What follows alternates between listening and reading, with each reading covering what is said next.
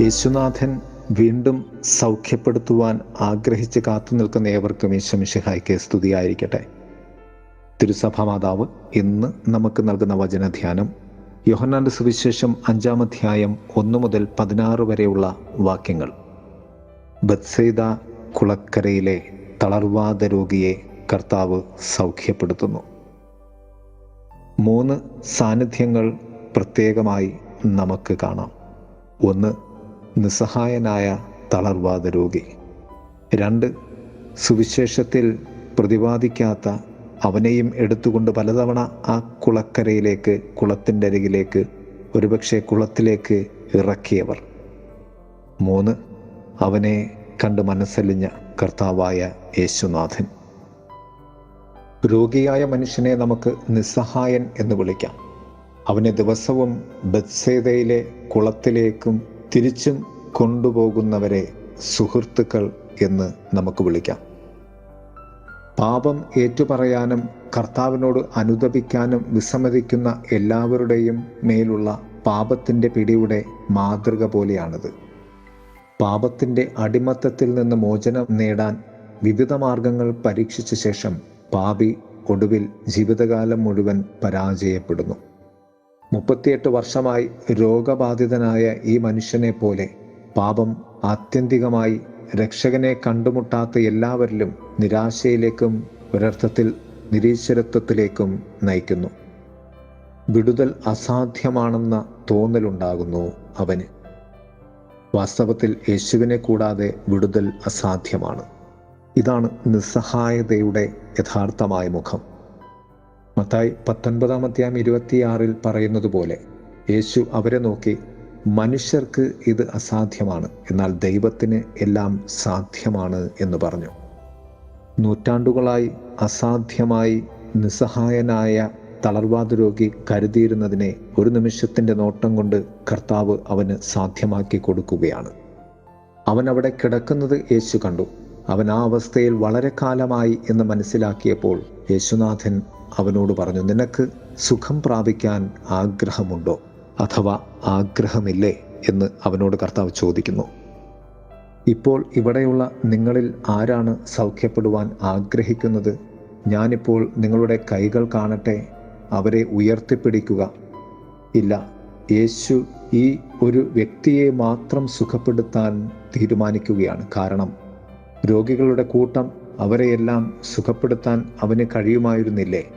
എന്തുകൊണ്ടാണ് ഈ ഒരു മനുഷ്യൻ? അവൻ രോഗശാന്തിക്കായി കർത്താവിനെ അന്വേഷിച്ചിരുന്നു? ഇല്ല എന്ന് പറയേണ്ടി വരും. മറിച്ച് കർത്താവ് അവനെ അന്വേഷിച്ചു. അവൻ വലിയ വിശ്വാസം പ്രകടിപ്പിച്ചിരുന്നു?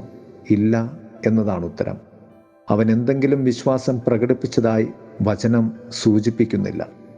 അവിടെ ഉണ്ടായിരുന്ന മറ്റ് നിരവധി രോഗികളെക്കാളും പ്രത്യേക ചികിത്സയ്ക്ക് അർഹതയുള്ള ഒരു മാതൃകാപരമായ ജീവിതം അദ്ദേഹം നയിച്ചിരുന്നു? ഇല്ല എന്നു തന്നെ പറയേണ്ടി വരും. യേശുവിൻ്റെ പ്രത്യേക ശ്രദ്ധ അർഹിക്കുന്നതിന് വേണ്ടി അവൻ ഒന്നും ചെയ്യുന്നതായി യാതൊരു സൂചനയും വചനഭാഗത്തില്ല.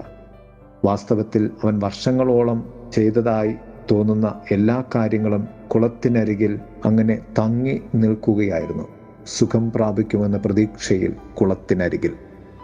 അങ്ങനെയെങ്കിൽ എന്തിനാണ് യേശു തൻ്റെ ദൈവിക സൗഖ്യമാക്കൽ ദാഹത്തോടുകൂടി ആഗ്രഹിച്ചിരുന്ന ഒത്തിരി പേരെ ഒഴിവാക്കിക്കൊണ്ട് ഈ മനുഷ്യനെ മാത്രം തിരഞ്ഞെടുത്തത്? ഈ ചോദ്യത്തിന് ഉത്തരം നൽകാൻ നമ്മെ സഹായിക്കുന്ന 3 തിരുവെഴുത്തുകൾ നമുക്ക് നോക്കാം. റോമാക്കാർക്കെഴുതിയ ലേഖനം 9-ാം അധ്യായം 15-ാം വാക്യം. എനിക്ക് കരുണ തോന്നുന്നവരോട് ഞാൻ കരുണ കാണിക്കും, എനിക്ക് കരുണയുള്ളവരോട് ഞാൻ കരുണ കാണിക്കും എന്ന് അവൻ മോശയോട് പറയുന്നു. ആകയാൽ ഇത് ഇച്ഛിക്കുന്ന മനുഷ്യനെയോ ഓടുന്ന മനുഷ്യനെയോ അല്ല, കരുണയുള്ള ദൈവത്തെ ആശ്രയിച്ചിരിക്കുന്നു. യോഹന്നാന്റെ സുവിശേഷം 15-ാം അധ്യായം 16-ാം വാക്യം. നിങ്ങളല്ല എന്നെ തിരഞ്ഞെടുക്കുന്നത്, ഞാനാണ് നിങ്ങളെ തിരഞ്ഞെടുക്കുന്നത്. എഫെസ്യസ് ലേഖനം 1-ാം അധ്യായം 4-ാം വാക്യം. ലോകസ്ഥാപനത്തിന് മുൻപ് തന്നെ ഞാൻ നിങ്ങളെ തിരഞ്ഞെടുത്തു, തൻ്റെ മുമ്പിൽ നിഷ്കളങ്കരും പരിശുദ്ധരും ആകുവാൻ വേണ്ടി. പ്രിയമുള്ളവരെ, തളർവാദ രോഗിക്കും ബത്സയിദ കുളത്തിനും ഇടയിൽ നടക്കുന്നവരാണ് നാമൊക്കെ. നമുക്ക് എത്ര പേരെ സൗഖ്യത്തിനായി എത്തിക്കുവാൻ സാധിച്ചിട്ടുണ്ട്? അഥവാ എൻ്റെ ജീവിതം ആർക്കൊക്കെ ഒരു സൗഖ്യ സാന്നിധ്യമായി മാറുന്നുണ്ട്? നമ്മുടെ ഈ യാത്രയ്ക്കരികെ നമുക്ക് വേണ്ടി നിലകൊള്ളുന്ന, നമുക്ക് വേണ്ടി കടന്നു വരുന്ന ക്രിസ്തുവിനെ നാം തിരിച്ചറിയുമ്പോൾ മാത്രമാണ് യഥാർത്ഥ സൗഖ്യത്തിൻ്റെ മക്കളായി, സൗഖ്യമുള്ളവരായി നാം മാറുന്നത്. 3 കാര്യങ്ങൾ വളരെ വ്യക്തമായ സുവിശേഷത്തിൽ പറയും. 1, കരുണയും അനുകമ്പയും കാണിക്കുവാൻ ആഗ്രഹിക്കുന്നവരോട് ദൈവത്തിന് കരുണയും അനുകമ്പയുമുണ്ട്. 2, ദൈവത്തിൻ്റെ തിരഞ്ഞെടുപ്പ് ഒരു തരത്തിലും മനുഷ്യൻ്റെ ഇച്ഛയെയോ പ്രവർത്തനങ്ങളെയോ ആശ്രയിച്ചല്ല. 3, ദൈവം നമ്മെ തിരഞ്ഞെടുത്തത് നാം ഉണ്ടാകുന്നതിന് മുൻപ്, അവൻ ലോകത്തെ സൃഷ്ടിക്കുന്നതിന് മുൻപ് തന്നെ എന്ന വലിയ സത്യം. പ്രിയമുള്ളവരെ, ദൈവ സൗഖ്യത്തിൻ്റെ അരികിലേക്ക് നമുക്ക് ചേർന്നിരിക്കുവാനും ജീവിക്കുവാനും പരിശ്രമിക്കാം. ആ സൗഖ്യത്തിലേക്ക് മറ്റുള്ളവരെ നമുക്ക് കൊണ്ടുവരാം. ദൈവം നമ്മെ സമൃദ്ധമായി അനുഗ്രഹിക്കട്ടെ. ആമേൻ. തുറക്കൂ നിൻ വാതിൽ തുറക്കൂ, മുട്ടി വിളിച്ചിടുന്നീ ഞാൻ.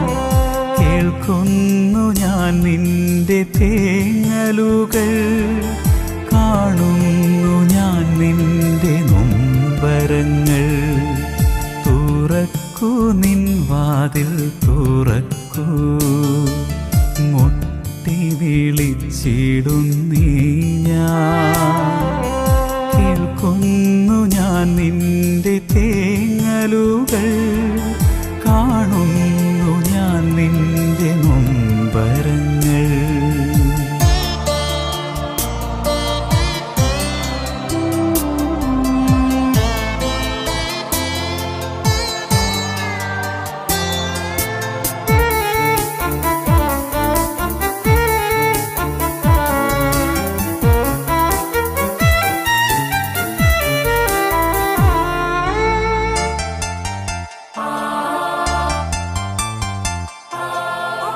നിൻ ദൈവമാണു ഞാൻ കുഞ്ഞേ, നിന്നോടൊപ്പം ഞാനായിരുന്നു.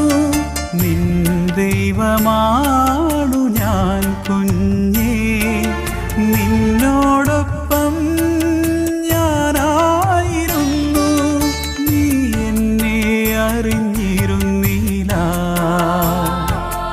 ഞാൻ നിന്നെ അറിഞ്ഞിരുന്നു.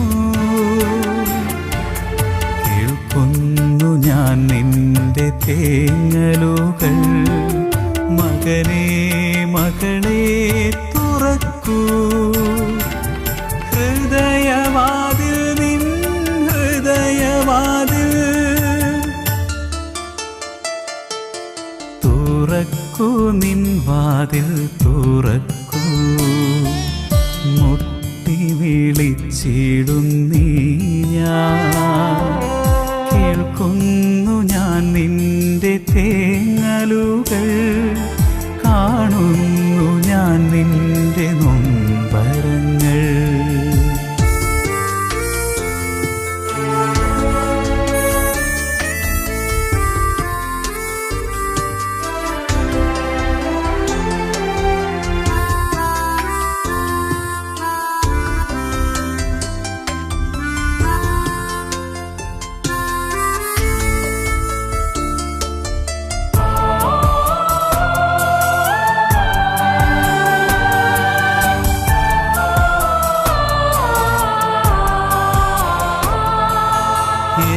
ദാനമാണു നീ കുഞ്ഞേ, നിന്നിൽ ഞാൻ കാവലിരുന്നു.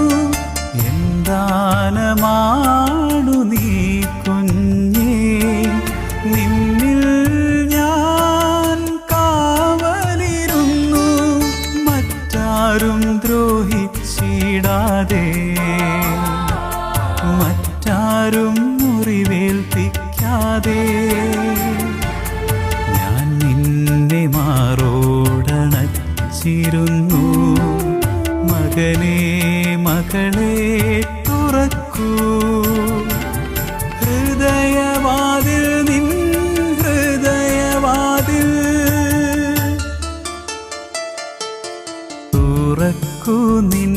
വാതിൽ തുറക്കൂ. മുട്ടി വിളിച്ചിടുന്നീ ഞാൻ, കേൾക്കുന്നു ഞാൻ നിന്റെ തേങ്ങലുകൾ, കാണുന്നു ഞാൻ നിന്റെ നൊമ്പരങ്ങൾ.